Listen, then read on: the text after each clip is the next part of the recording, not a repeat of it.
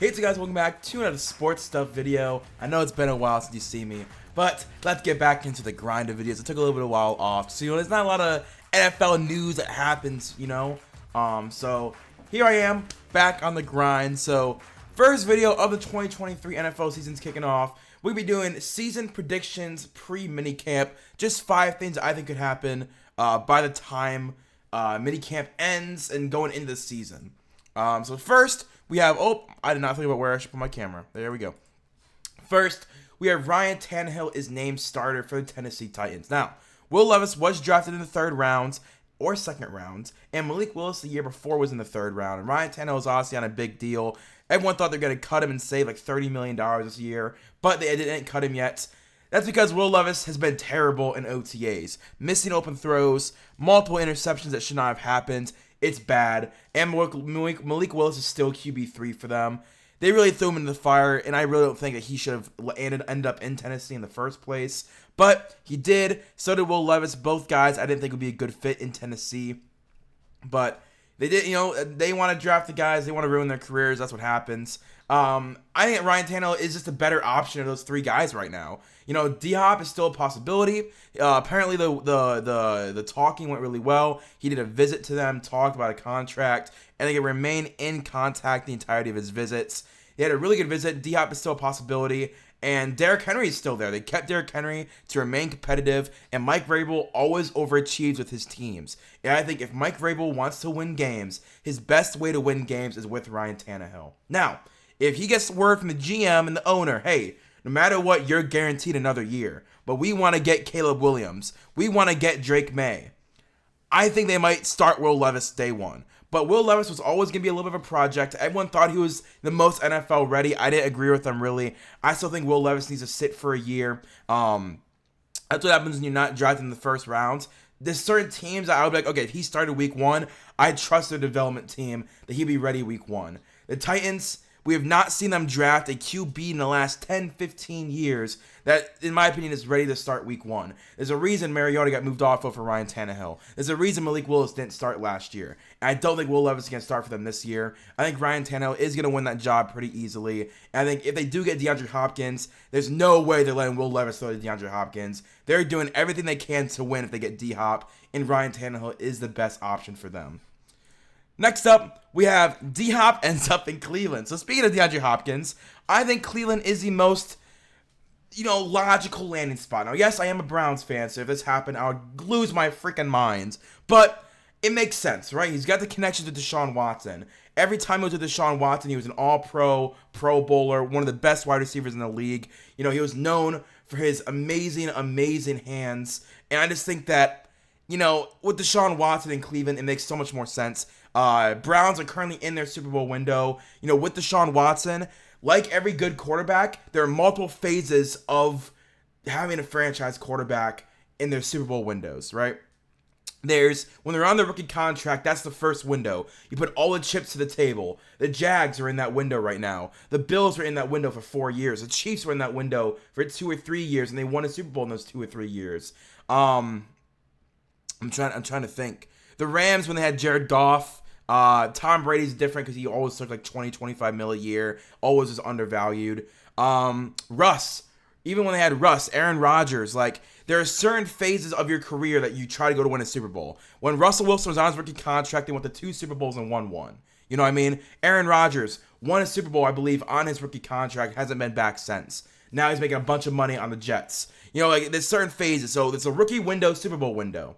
There is the next phase where you pay your quarterback top-of-the-line money for 5 years, and as those 5 years happen, it gets cheaper and cheaper and cheaper, so you now can spend more money on other spots, but you got to let go of talent. For example, Kareem Hunt got let go. Greedy Williams got let go. We don't really have that many guys. There's certain guys that we've let walk because we don't have the money to pay them. And I think one of those guys we're going to have to let walk soon is Amari Cooper. Because, right now he's a luxury. We can afford him. Deshaun Watson right now is only making $50 million, $46 million a year technically. I think we restructured so it's a little bit more a year now. But when he signed, it was 5 for 46 or 5 for 48. Amari Cooper is making 20 mil right now. He's going to want to make 24, 25, 26. And the Browns can't afford that. So we're in our current Super Bowl window with this iteration of the Cleveland Browns, with Myles Garrett in the prime of his career, with Nick Chubb in the prime of his career, and this Nick Chubb in general, because there's already talks of moving off of Nick Chubb, with David Njoku, Donovan Peoples-Jones, Denzel Ward. Like, this iteration of the Browns are in their Super Bowl window. And I think that adding D-Hop, this elevates that Super Bowl window to a different level. And right now, the Browns at wide receiver are relying on a lot of hope and not a lot of proven talent. We hope Cedric Tillman can be reliable. We hope Elijah Moore can be really good for us as a third wide receiver. We hope DPJ can take that next step to be a bona fide 1,000-yard receiver. We hope Amari Cooper's a proven talent. We know what he's going to do. Nick Chubb, we know what he's going to do. We hope Deshaun Watson goes back to his 2020 self. Even his 2019 self was great. We hope he goes to his Texans self. D-Hop, we know what he is. He is a fringe top 10, at this stage of his career, he's a fringe top 10 wide receiver who is a near Hall of Famer if he gets a ring. If he gets a ring, he's a Hall of Famer. Right now, with all of his stats, he's one of the best Texans to ever walk the field. He was solid in Arizona. He was solid, not great. He was solid, but I think he still got a lot in the tank. And we have $17 million in cap space. So if we spend 9-10 on D-Hop, he's already making $22 million from Arizona via the dead cap. So he's already making $22 million this season. If we say, hey, we'll give you $10 million to come for Cleveland, and we'll do $8 million with $8 million more in incentives, $8 million more in like, hey, we're gonna pay you this, but it's not gonna hurt the cap. Like, do like a 1-year cap hit with $13 million in incentives to really lower that cap hit. Like, there is a way to get D-Hop on a massive deal, but also have Arizona pay a lot of that via the dead cap, via they have to pay him throughout the season. $17 million is a lot of money. It's a lot of money. Usually you want to keep around $10 million, so if injuries happen, you can sign someone off the streets. So I think D-Hop, $7-8 million with a lot in incentives, I think that can work. And then I think the Patriots make a lot of sense. As a reason, I don't think he does end up in Cleveland. Bill O'Brien is the Pats. I'm sorry, he doesn't end up in New England. If Bill O'Brien wasn't the Patriots' offensive coordinator, I'd say it's a done deal. His relationship with Bill Belichick is well documented. They're very good friends. They talk all the time off the field. But Bill O'Brien is the reason that D-Hop got traded from Houston for pennies on the dollar. He didn't like him. He hated DeAndre Hopkins, so he traded him. And now he's their offensive coordinator. I don't think you can bury the hatchet like that. It was a very messy breakup between him and Bill O'Brien and the Texans. I just don't see him going to the Patriots because of that. So I think the Browns do make the most sense for D-Hop. I think by the end of minicamp, he ends up in Cleveland. Next, I think Trey Lance doesn't finish the season with the 49ers. Now, this one isn't really minicamp specific. It's kind of like over the season. John Lynch has already said that Brock Purdy is their starter week 1, and they have Sam Darnold on roster doing second team snaps right now. Since Brock Purdy is hurt, Trey Lance is doing first team snaps, and Sam Darnold is doing second team snaps. But Trey Lance has shown a lot of improvement in OTAs, and I think he's the number 1 backup in the league right now. I don't think there's anyone that is as talented and as trustworthy and as high potential as a backup than Trey Lance right now. Injuries, happen in the NFL to starters. Like if Aaron Rodgers went down day 1, you have Zach Wilson.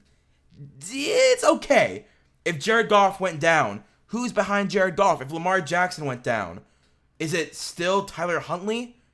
I think that if injuries do happen, and they always do in the NFL, I think there's a stat that says starting NFL quarterbacks miss 30% of the season. All 32 starters make up 100%. 30% of the season is lost by NFL starters, meaning that 30% of the NFL snaps are taken by backups. Trey Lance is technically a starter in a backup role. So I think if you can get Trey Lance, have him, trade for him when your guy goes down, I think he's going to be available. I think he'd be a really good guy to replace your starter if he does go down. Lots of upside for a team. I just see it so unlikely that Trey Lance finishes the season as a 49er. They traded all those draft picks to grab him just for Brock Purdy, Mr. Irrelevant, to be the better quarterback in their system, which is insanity. It's insane. Absolutely insane. So I think that the 49ers are going to have to make a decision. Do we want to keep Trey Lance and Brock Purdy, or do we take up the value of, let's say Justin Fields, right? Let's say Justin Fields, week 3, tears his ACL, God forbid, knock on wood. let's just say it's Justin Fields. Trey Lance is a very good replacement of Justin Fields. You send maybe a second-round pick and a future third to get Trey Lance on your team for the rest of the season. That's a pretty good, swap for both sides. One team gets a high upside quarterback who is a starter in a backup role, and the other team gets very high draft capital. I think that is a possibility. I just don't see Trey Lance finishing the season as a 49er with so many injuries that happen to starters in the NFL, and he's the best backup who's young and talented. I see that there's no way he finishes the season with the 49ers. Next, I have all first-round QBs start week 1. Young, Stroud, and Richardson are all taking over first-team snaps. Shouldn't even be a conversation. I can't believe that every single NFL year, you draft a guy number 1, number 2, number 4, and they're not taking first-team snaps week 1 of OTAs? Why is Andy Dalton taking snaps away from Bryce Young? Why is Gardner Minshew taking snaps away from Anthony Richardson? Why is Davis Mills splitting snaps with CJ Stroud? What are you doing? So every single year this happens. Every single year. It happened with Trevor Lawrence. It happened with Kenny Pickett. It happens with Baker Mayfield. You draft these guys number 1 overall, number 2, number 3, and you don't start them week 1. You don't give them all the first team snaps that you can. It blows my mind every year. But so far in the OTAs, all these guys have won the first team snaps. It's why you draft a quarterback in the first round. It still blows my mind every single year. It always happens every single year. You get a veteran. You get a hard-nosed veteran to back up the young guy. And the hard-nosed veteran gets the number 1 snaps. No! Screw that. If I'm spending a number 1 overall pick on Bryce Young, my entire franchise, a franchise wide receiver, multiple years of draft capital, that man is starting week 1 OTAs. Voluntary workouts. He's number 1. He's the guy in the locker room. He's the one. Not Andy Dalton, not Gardner Minshew. So it happens every year, and I always hate it, but officially, all 3 of them are taking over first-team snaps. Will Levis could be a shocker. I know I said earlier that Ryan Tannehill gets named starter, but I would not be shocked if for some reason Mike Vrabel feels that he can win more with Will Levis at this stage in their career. Hey, I'd rather bet on the upside of Will Levis. Yes, he's going to have a couple of rough games at the beginning, but I think he can be a 3,000-yard passer, 24 touchdowns, 10 interceptions. I think that could be his rookie year. You start him. But if you think he can be 10 touchdowns, 13 interceptions, 2,500 yards, you don't start him. So if Mike Vrabel can really feel like he can get the most out of Will Levis year 1, I think that could be a shocker. But these 3 guys you see are already taking over first-team snaps. CJ Stroud, I think, was splitting with Davis Mills up until yesterday, the 13th of June. But I think today was the first day he's had a full week, full snaps. But none of them have been officially slated as the week 1 starter. I think I'm going to call it right now that they are. And finally, this is a bold one. I think Stephon Diggs forces his way out of Buffalo. If for some reason something happened off the field, that Josh Allen and him had a falling out. Now, what I remember last year is during that snow game, Josh Allen was getting yelled at by Stephon Diggs, saying, "Keep that S word off the field. Keep that stuff off the field." And there was rumors that Josh Allen cheated on his girlfriends. Now, is that true? We don't know. But there's rumors that he cheated on his girlfriends, and she basically threw a fit. Obviously, I would too. And all of his stuff got thrown out of his house. It was a giant breakup, messy breakup, the day before that playoff game. And he let it, impact his play on the field. And Stephon Diggs was saying, "Yo, leave that stuff off the field. What are you doing?" And apparently it's led into this season where he's already missing mandatory minicamp. He's met with the GM. He's met with Sean McDermott. And Sean McDermott quoted saying he is very concerned that Stephon Diggs won't be back for minicamp. That's not a good sign when you're trying to win a Super Bowl. You're paying your quarterback. You're paying him a massive amount of money. You got the defense. You got the offense. You got the coaching staff. And the last time you saw him on the field was he was yelling at your star quarterback. So if he does force his way out, the Dallas Cowboys make a lot of sense. They do. I think they would do anything to get Stephon Diggs. Because you know why? Not only is Stephon Diggs' brother there, But you have Stephon Diggs, CeeDee Lamb, and Brandon Cooks as your 3 wide receivers. You cut Ezekiel Elliott. You only have Tony Pollard. I think they would restructure. They would, because Dak Prescott is due for a contract extension after this season.